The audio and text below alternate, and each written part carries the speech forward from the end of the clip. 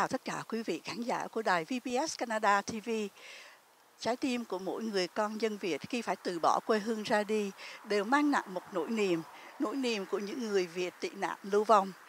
Cho dù đã 47 năm trôi qua kể từ biến cố 30 tháng 4 năm 1975, nhưng nỗi nhớ về quê hương Việt Nam, nhất là thành phố Sài Gòn, vẫn mãnh liệt trong trái tim của mỗi người con mang dòng máu Việt. Và Sài Gòn ơi, ta đã mất người như người đã mất tên. Nhưng hôm nay, cộng đồng người Việt tại thành phố Mississauga nói riêng, cũng như của đại đô thị Toronto nói chung, đã có một niềm vui, một món quà rất đặc biệt từ thành phố Mississauga do bà thị trưởng Bonnie Crombie cùng các nghị viên thành phố đồng chấp thuận đặt tên cho một công viên dưới tên Sai Gon Park. Và như quý vị biết, Sài Gòn đã được tất cả các nơi trên thế giới công nhận đó là biểu tượng của sự tự do và dân chủ. Và hôm nay Sài Gòn Park có mặt tại thành phố Mississauga, một địa điểm rất là đặc biệt gần trung tâm của thành phố ở ngã tư Ontario và Matheson. Và đây là một cái nơi thuận tiện để cho các quý vị đồng hương có thể tới làm picnic cũng như đi dạo. Và đây đặc biệt là mục đích của chúng ta có được là một di tích lịch sử để ghi lại dấu ấn cho dấu chân của người Việt tị nạn cho thế hệ mai sau, cũng như để nói lên tại sao chúng ta có sự hiện diện của người Việt tị nạn ở Canada cũng như khắp nơi trên thế giới. Diễm Hương xin mời tất cả quý vị hãy cùng theo dõi chương trình phóng sự của đài VBS Canada trong ngày lễ khánh thành công viên Sài Gòn Park.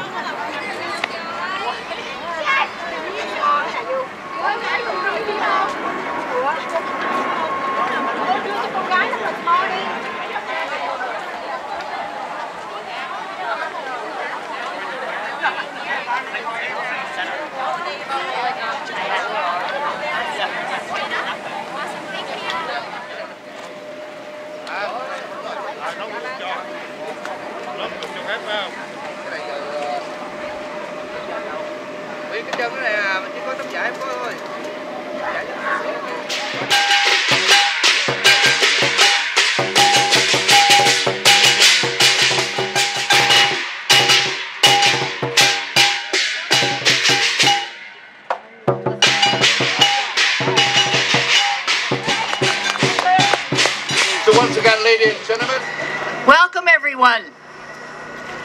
You got to stop having fun for a couple minutes while we do the formal ceremony. And I have good news for you and bad news. The bad news is there's two ceremonies. There's one by the city, which we're going to do now. The good news, and the other one is by the Vietnamese community in Ward 5, who all have my hearts. They're the best people in Mississauga. Just happens to be they all live in my ward.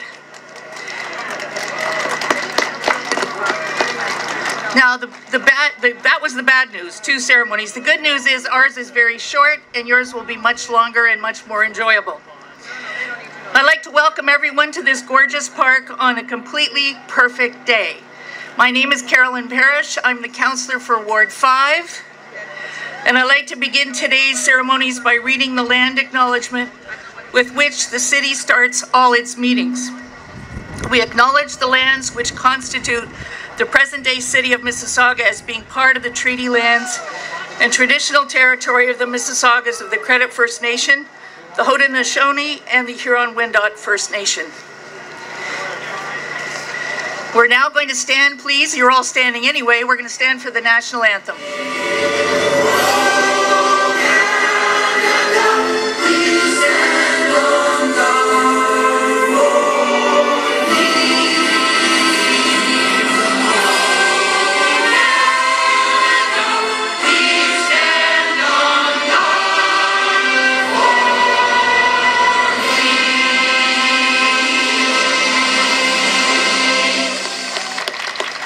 Now, there will be another anthem in the Part 2 ceremony, which I'm sure your hearts will just burst for, but we're not going to do it on this one.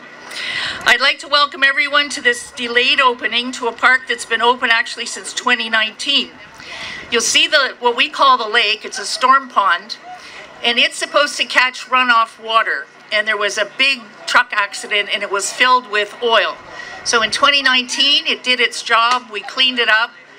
And then COVID hit, so we're now here today reopening a park that's actually been in use for a couple of years. I'd like to thank my staff, Mary and Nick. Nick's the guy running around telling everybody what to do. And the staff of the city, especially Jenna Prokop and Lindsay Nerona, and our wonderful Vietnamese community, which is actually concentrated in Ward 5 right here where this park is situated. I would like to share a couple of statistics with you. This is 21.4 acres of land and sea. It's has a 1 kilometer walking trail with fitness stations, various lookout points over the ponds, which are 3 meters deep, so don't go nipping in there. We have shade structures, benches, picnic tables, a corner plaza with a public art piece, and much more. All this was completed on budget at 25.6 million city dollars. Wow, I can't believe it. Here we are. Sing Chow Kui Vi. Everybody great today? Whoa! Oh my gosh. I remember James, Lee, all of you, Kian, all of you. Kwan, we were at Alioli Restaurant talking about how can we make this a reality. How can we make Sai Gon Park happen in Mississauga 5 years ago? It took a little bit of work, but I think we got the right park in the right piece of land in the right ward with the right councillor, and look what it is. Fantastic. And now the Vietnamese people have their own park, proudly named Sai Gon, that they can call home and gather here with their friends and families. Isn't this fantastic? I'm so happy today. It's important that Vietnamese and non-Vietnamese learn the importance and appreciate the significance of the name Sai Gon and its relationship to the values of freedom, democracy, and harmony. And I want to thank the Vietnamese community members who had a vision for this park and worked closely with us, with myself, with Councillor Parrish, and our city staff to make it a reality, but I think they went above and beyond decorating this beautiful park for all of you. This park is over 21 acres, and you have your own pond too. How wonderful is that, right? And it is yet another way that we continue to honor the community's history and culture, as well as their strength and determination. Shh. This is important. I want everybody to hear and pay attention. Last month, we were very proud to raise the Freedom and Heritage flag at City Hall, and we're proud also to be home to the Vietnamese Boat People Monument, which is located at Burnham Thorpe Public Library to honor those who came to Canada over 40 years ago in the 70s and 80s. And we are forever grateful that so many Vietnamese people call Canada and Mississauga their home. And a big reason why is because the Vietnamese community truly stands out as caring and compassionate. And over the course of the pandemic, community members lent a helping hand to our city's most vulnerable. You raised thousands and thousands of dollars to collect PPE for our frontline healthcare workers in our hospitals. You raised thousands of dollars each year. You exceed the goals. And raise money for our Mississauga food bank. Each year you increase how much you give to the most vulnerable in our city. And this year you raised over $40,000 to welcome the newest refugees from Ukraine. Thank you for helping the refugees from Ukraine. And thank you, Carolyn. Good afternoon, everyone. My pleasure, really, to join you today on an outstanding spring day. Just great to celebrate the official opening of Sai Gon Park. Park is really special to me. As the former Commissioner of Community Services, I was part of the early discussions in terms of converting what was meant to be a stormwater pond into a community park that you have today. So the pond will help to control flooding downstream, but the park will provide a range of park amenities, leisure activities for all of you and for the community. So just a great combination of the two purposes. And we survey regularly for the reasons that people love Mississauga. So why do people love Mississauga? And parkland is near the top of the survey on every occasion. Go Mississauga, go! Up in Lincoln Alexander Secondary School, and we're working on one for Ascension School, aren't we? 100%. 1.3 million, we got 1.65 again. You're the bigger government. Even in Vietnam, we don't have Sai Gon Park. We're so proud. That's why I fly all the way here from California, and I'm sure that so many people all over the world, the Vietnamese community, are here today. So once again, we thank you so very much. Now, we are following with the Vietnamese community ceremony. So let's help me. Everyone, please take the seat. And we, like Councillor Paris has mentioned, that we will asking the Sai Gon group come in and to start the Vietnamese. Thưa quý vị, một lần nữa chúng tôi rất là hân hạnh được tham dự chương trình ngày hôm nay. Vô cùng hãnh diện là một cư dân ở bên Hoa Kỳ, nhưng đã được quý vị có nhã ý cho phép chúng tôi tham dự một biến cố lịch sử đối với người Việt chúng ta ở khắp nơi trên thế giới. Như chúng tôi đã trình bày lúc nãy, đây là cái công viên Sài Gòn đầu tiên ở trên thế giới. Thậm chí ngay cả nước Việt Nam chúng ta cũng không có Sài Gòn Park. Một niềm hãnh diện, và đây là bước khởi đầu. Chúng ta sẽ có nhiều Sài Gòn Park ở khắp mọi nơi trên thế giới. Và một ngày không xa, chúng ta sẽ về để cắm lại chữ Sài Gòn ở đất nước Việt Nam của chúng ta, phải không thưa quý vị? Và chúng ta vừa hoàn tất. Và một lần nữa xin, so ladies and gentlemen, please put your hand together and thanks Councillor Paris, Mayor Comrie, and all the elected officers are here today with us. We're so deeply appreciated. Thank you. Xin mời quý vị cùng đứng lên để chúng ta làm lễ chào quốc kỳ Việt Nam Cộng Hòa.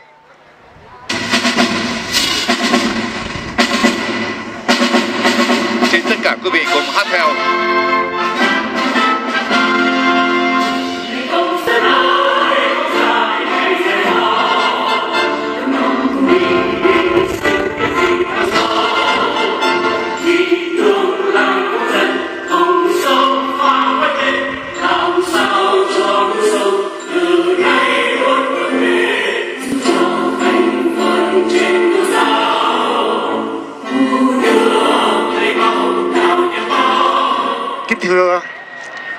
thị trưởng Mississauga Bonnie Crombie, bà nghị viên thành phố khu vực 5 tại thành phố Mississauga Caroline Parish cùng tất cả các nghị viên thành phố, kính thưa toàn thể quý đồng hương, đồng bào, quý thân hào nhân sĩ có mặt hôm nay trong ngày khánh thành, ngày vui, ngày trọng đại, kỷ niệm khánh thành một công viên tuyệt đẹp mang tên Sài Gòn. Thưa quý vị, cách đây 4 năm, chúng tôi có dịp ra điều trần trước Hội đồng thành phố và được sự ủng hộ số phiếu tuyệt đối của thành phố từ bà thị trưởng đến các nghị viên thành phố để có một công viên Sài Gòn ngày hôm nay. Để tỏ lòng tri ân bà thị trưởng, tri ân các vị nghị viên của thành phố, xin tất cả quý đồng bào của chúng ta cùng nói lớn 2 tiếng cảm ơn sau khi chúng tôi xướng danh những vị ân nhân. Sau đây để quý vị cảm ơn, nói tiếng thank you 3 lần. Xin cảm ơn quý vị. Thank you, Mayor, Madam Bonnie Crombie. Thank you, Miss Caroline Parish, Ward 5 Councillor. Thank you all, Mrs. Councillor. Cảm ơn tất cả quý đồng hương, đồng bào. Kính chúc tất cả quý vị có một ngày thật vui và thật bình an. Organizations, all communities come together today, and that is the goal of us developing Sai Gon Park. And I just want to take a few minutes of your time today as you're spending your Saturday with us to really celebrate the successes of Sai Gon Park right here. And I'm going to take this from our wonderful Mayor Bonnie Crombie in the 6th largest city in Canada, the city of Mississauga. I think what started as an idea of let's build a park, let's build some community centers to really bond our community together and provide support, especially to our newcomers that we're welcoming to Canada. And that idea then really came to fruition, which is what we're celebrating here today. But then outside of that idea, what we really wanted to do was really influence other communities. You guys here who are supporting the Vietnamese Canadians, for you too to have a community center or a park that you can call your own and really come together. And this is what we are really coming together today to really celebrate. And I know people here today have been asking me, what does Sai Gon Park really mean to you? It really means to me, my family actually came from Saigon. So when we hear Sai Gon Park, that is home to me. And that's just my personal experience. And all of this would not have come together without the wonderful work, the tireless work of the Sai Gon Working Group behind me here today, the wonderful work and efforts from Mayor Bonnie Crombie's office, Councillor Parrish's office, and all organizations come together to really strengthen our bond. So I just want to say thank you. Founding member of Sai Gon Park for the Vietnamese community. And ladies and gentlemen, and now I would like to introduce to you the resident of Toronto. He was my supervisor. He happens to be the most well-known Vietnamese in the world. You know that he's a great MC, also a well-known writer. He's author of 100 bestsellers. Here today, and he told me that right after the ceremony, I hope that you can follow him. Ladies and gentlemen, thưa quý vị, sau đây chúng tôi giới thiệu quý vị một trong những tiếng cộng đồng người chúng ta khắp nơi trên thế giới, và ông là một MC có tài, có duyên và đồng thời cũng là tác giả của rất nhiều tập truyện rất là được mọi người. Councillor Paris, distinguished guests, ladies and gentlemen. Almost every weekend, I have to fly to the U.S. to do my job. So, an U.S. custom officer asked me, "You have the work permit to work in the U.S. That means you can stay there instead of flying back and forth. Why do you still live in Canada?" I say, because Canada has Tim Hortons. But actually, ladies and gentlemen, I arrived in Canada in May 1979. 43 years. At that time, I was 34. Now I am 77. For 43 years, every single day, I tell myself how lucky I am to be Canadian. Beautiful country, wonderful people. I appreciate the freedom, the lifestyle, the prosperity of this country, and too many. Ông Hồ Chí Minh mặc dù đã chết nhưng họ không chịu chôn. Trong khi Sài Gòn của chúng ta đã bị họ chôn nhưng sẽ không bao giờ chết cả. Và Sài Gòn vẫn luôn luôn tươi đẹp ở ngay thành phố Mississauga và sẽ tươi đẹp ở khắp nơi trên thế giới. Và một ngày nào đó gần đây sẽ tươi đẹp ngay trên đất nước Việt Nam. Mời quý vị cùng nghe Sài Gòn đẹp lắm. Xin lỗi quý vị, cái nào cũng đẹp phải không ạ? Ghé bến Sài Gòn để xem Sài Gòn đẹp như thế nào phải không ạ? Vâng, nhưng mà Sài Gòn bây giờ khác rồi nha. Dạ vâng, mời quý vị cùng thưởng thức sau đây. Hãy subscribe cho kênh Ghiền Mì Gõ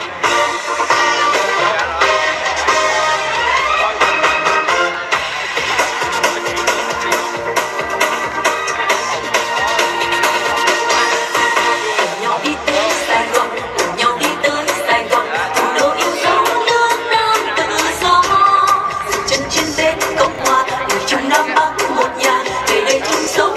không bỏ lỡ những video hấp dẫn.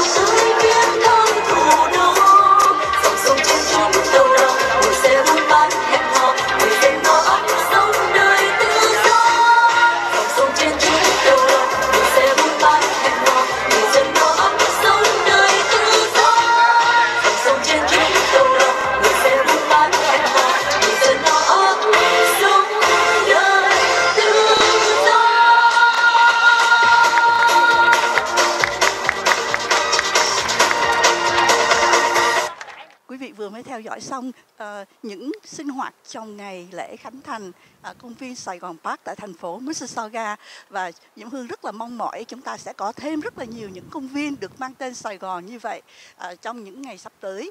Và đồng thời Diễm Hương cũng xin nhắc lại là quý vị, 2 năm trước thì thành phố Mississauga cũng đã rất là ưu đãi cho cộng đồng người Việt ở đây, tặng cho một miếng đất ở thành phố Mississauga để xây dựng tượng đài thuyền nhân Việt Nam. Và công trình đó tọa lạc tại 3650 đường Dixie Road, ngay trước Blvd Library. Đó là một cái di tích lịch sử để ghi lại chặng đường tị nạn của cộng đồng người Việt của chúng ta, tại sao có mặt tại thành phố Mississauga, Toronto cũng như các vùng phụ cận. Đồng thời cũng ghi lại dấu ấn lịch sử để cho thế hệ sau này được hiểu cái giá trị của tự do thế hệ cha ông đã phải bỏ mình trên biển cả, tìm tự do trên những con thuyền nhỏ bé mà hơn nửa triệu người đã bỏ mạng. Đồng thời cũng là lời tri ân đến thành phố Mississauga, đến các đất nước Canada cũng như con người Canada đã mở rộng vòng tay đón tiếp người tị nạn vào những thập niên 70, 80. Và đây thì Diễm Hương xin mời quý vị hãy cùng theo dõi chương trình pháo bông đặc biệt kết thúc trong chương trình ngày lễ khánh thành ngày hôm nay do đài VBS Canada.